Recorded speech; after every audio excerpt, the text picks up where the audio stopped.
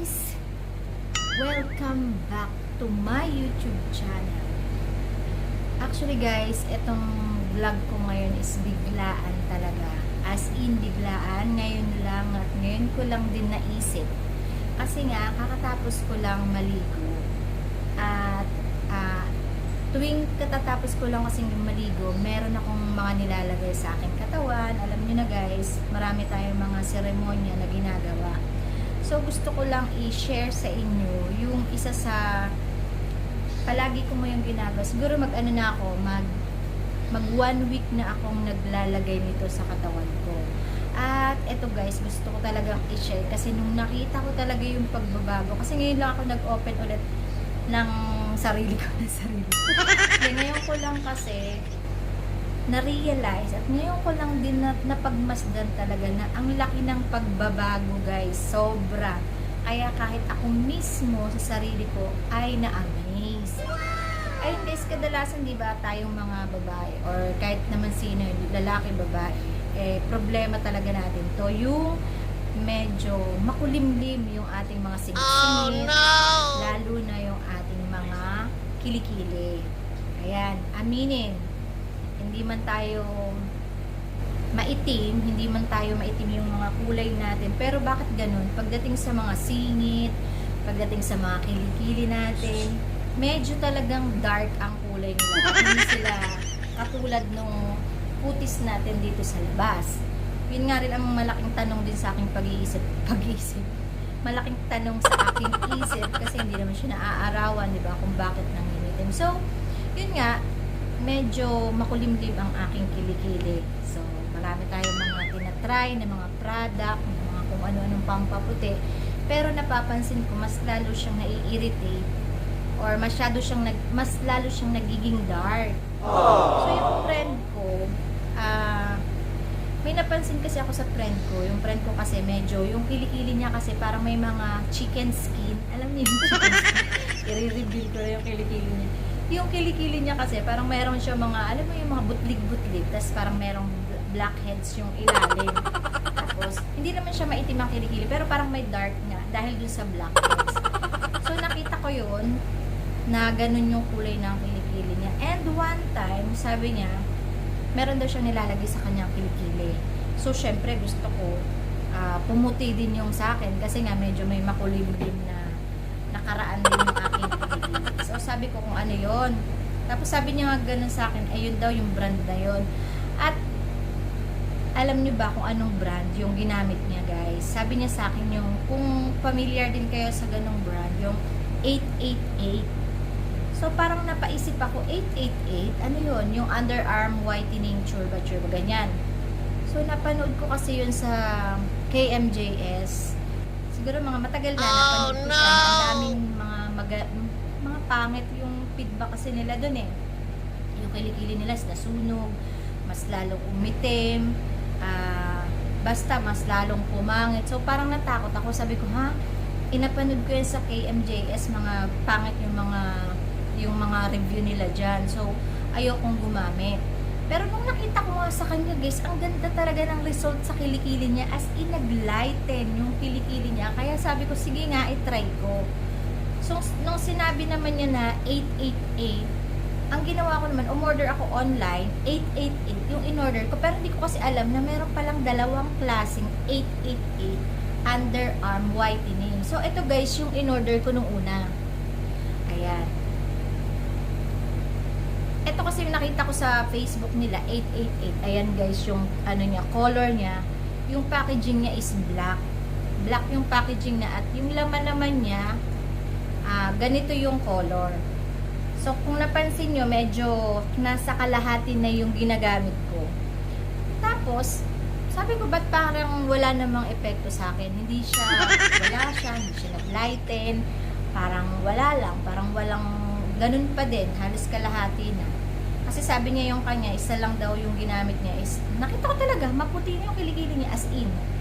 So sabi niya, naku, hindi yan yung binili ko. Sabi niya, hindi yan yung ginagamit ko sa kilikili ko. So ibig sabihin, mali pala yung binili ko. Underarm whitening din to. Sabi niya, ang bilhin mo yung orange. Medyo matagal pa kasing umorder ng mga online dito, at mahal pa yung mga delivery charge, meron siyang isa na hindi pa niya nagamit, binigay niya sa akin. Ito yun guys. Ito. Ayan. Ito yung 88. 88 lang pala. Hindi. Oo nga. Ito kasi guys, ngayon ko lang nakita 888. Tapos itong ginagamit niya pala 88 lang. Wow, ngayon ko lang din nakita talaga to. 88 Total White Underarm Cream. So, ganun yung nakalagay sa kanya. So, sige, sabi kong ganun sa kanya. Hiramin ko muna or binigay niya na siguro sa akin to. Sabihin mo nga, mag-comment ka nga dito kung binigay mo na to sa akin. And, nalaman ko, ang mura lang pala niya. 28 reals, ganun. So, siguro mga 300 pesos. Okay. Nahulog yung camera ko. Ayun guys. Tapos, teka nga.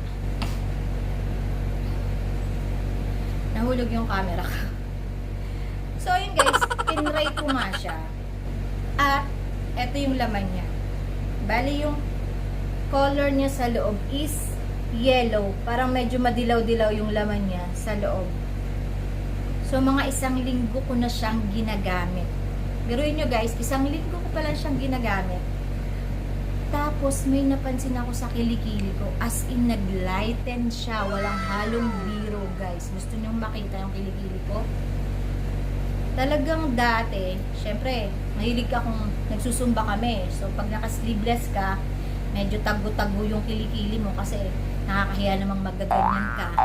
Tapos yung kilikili mo maitim. So, ang pangit diba? So, talagang pang kilikili yung hinahanap ko. Teka, bumababa lang kasi yung damit ko. So, ginamit ko nga to 1 week na. At tingnan nyo naman guys, yung result sa akin. 1 week pa lang. Hindi ko pa siya nauubos. Pero yung kilikili ko nag-lighten. Tingnan nyo guys. Oh, pansin nyo. Ayan diba? Naku, dati hindi yan ganyan.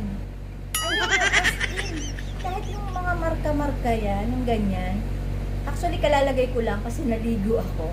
So, ilalagay nyo siya pagkatapos nyo maligo. Guys, nag-lighten talaga. Siyempre, hindi pa naman siya perfect white talaga. Kasi meron pa siyang konting dark dito at dito. And yung isa ko rin, ganun din. O, diba? Amazing talaga. As in, amazing. Tapos, nung tinanong ko rin yung iba kong client, kasi meron nga ako, parang sinare ko na ito sa mga client ko. Sabi ko, alam nyo ba, meron akong na-discover na whitening sa kilikili. Ang ganda. Tapos, ayan, ilang araw pa lang, nag-lighten na yung kilikili ko. Sabi niya, ano yun? Tapos, sabi ko, etong ganitong brand. Sabi niya, ay, oo, na-try na namin yan. Maganda talaga yan. Pero yung iba nga daw, may peke. Kaya pala yung iba, hindi maganda yung result. Kasi alam mo naman sa atin, sa Pilipinas, marami rin mga ganitong peke. Ewan ko, made in ano ba to? Thailand. Thailand po, mga kaibigan, made in Thailand. So, ayan. Kaya kayo guys, kung bibili kayo nito, dalawang klase kasi ito, halos magkamukha, diba? Halos magkamukha. At yung lagayan nila pareho. Ito nga lang black. At eto, ngayon ko lang talaga napansin na yung number niya palang 8 is 3. Tapos ito, 2 lang yung 8 niya. Ito yung mas effective. Ito yung i-recommend kong gamitin nyo kung meron kayong mga maitim na bahagi ng inyong katawan. Actually, pang kilikili lang naman talaga siya. Pero ang ginawa ko, yung mga sobra-sobra ko na rin, syempre naglagay ka, diba? Tapos medyo basa-basa pa. Katawan nyo naman yun. Ilagay nyo sa mga siko-siko nyo. Yung sa akin kasi, pag nag-workout ako, minsan natutukod ko yung siko ko, parang medyo nagkakaroon ng itim. Ayan siya guys, talagang nag-lighten din. Sabi ko nga talaga sa inyo, ang ganda, promise. So, hindi ito, hindi ko to, ang tawag doon, walang nagsabi sa akin na i-review ko to. Ako lang mismo sa sarili ko, kasi alam kong marami sa atin yung mga may problema sa mga kilikili. Promise, puputi yung kilikili nyo. Kaya ito yung bilhin nyo guys. 88 Underarm Whitening. Sobrang dami ko ng sinubukang brand. May mamahalin, may mumurahin. Hindi naman pumuti yung kilikili ko. At dito lang pala siya puputi. So, biruin mo yon, hindi ko pa siya nauubos. Pero nakita ko na yung result. Ayan, maputi na yung kilikili ko guys. Diba? Lalo na siguro pag naubos ko to, medyo na piyok-piyok pa ako. Lalo na siguro pag naubos ko to, baka ang puti-puti na ng kilikili ko. So, ayun lang guys. Wag ito yung bilhin nyo kasi hindi to effective para sa akin. Ewan ko kung sa inyo, na-try nyo to, effective sa inyo. Tapos ito hindi. Pero mas effective to talaga para sa akin. At yung sa friend ko, ito yung nakapagpabago talaga ng buhay niya. Promise. And salamat sa'yo kasi pinakilala mo sa akin tong cream na to. So, pumuti yung aking kilikili. So, sa ngayon, hindi na ako mahihiyang magtaas-taas, mag ganyan-ganyan, mag ano-ano ng kilikili. Ayan, ganyan. Lakas loob na tayo, guys. Wag lang yung maputi nga, may amoy naman. Pero kagandahan niya talaga, pag nilagay mo din siya, nagda-dry. Tsaka parang nawawala din yung yung parang pawis. At syempre, walang amoy. Ayun lang. So, yun lang talaga. Gusto ko lang i-share. Actually, hindi talaga ako naka-ready ngayon. Diba? Bagong ligo, ang gulo ng hair ko, walang suklay, wala lahat, walang kung ano-anong pagpapaganda.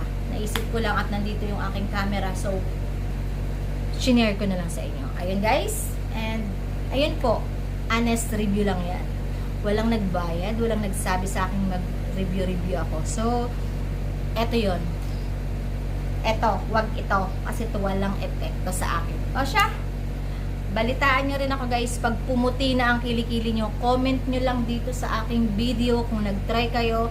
I-comment nyo guys kung pumuti na rin ang kilikili nyo. Okay? Pag naubos ko to, sasabihin ko rin sa inyo kung ano na talaga yung pinaka-result. Kasi kalahati siya ngayon. Okay? Thank you for watching. Bye-bye!